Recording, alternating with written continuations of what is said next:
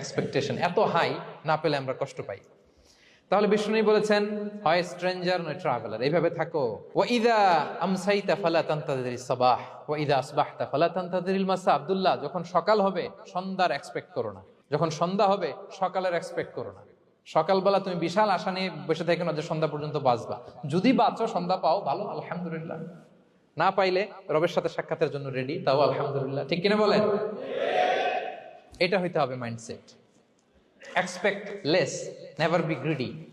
প্রত্যাশা কম রাখেন, আপনি হ্যাপি হবেন। কিন্তু আমাদের মধ্যে অনেক এক্সপেকটেশন, যেটা আমাদেরকে কষ্ট দেয়, অসুখী বানায়। আরো লাগবে, আরো লাগবে। অনেকের মধ্যে, সবার না, অনেকের মধ্যে এই প্রবণতা আছে না? নাই? বিশ্বনবী বলেন, লাউ আন্না লিবনি আদম ওয়াদিয়ান মিন যাহাব আহাব্বা ইয়াকুনা লাহু ওয়াদিয়ান। প্রত্যেক বনি আদমকে যদি একটা করে স্বর্ণের পাহাড় বানায় দেওয়া হয় বা উপত্যকা বানায় দেওয়া হয়, সে চাবে আরো একটা স্বর্ণের পাহাড়ের মালিক কিভাবে হওয়া যায়। আচ্ছা বলেন তো, একটা স্বর্ণের পাহাড়, এটারে বেচা খাইতে খাইতে আমার 14 পুরুষও খাই শেষ করতে পারবে? তার একটা দিয়ে আমি কি করব? কিন্তু বিষ্ণু বলেন, অনেকের প্রবণতা আরেকটা চায়।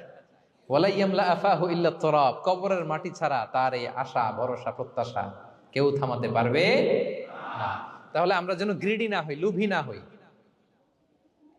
আমাদের এক্সপেকটেশন যেন কম থাকে।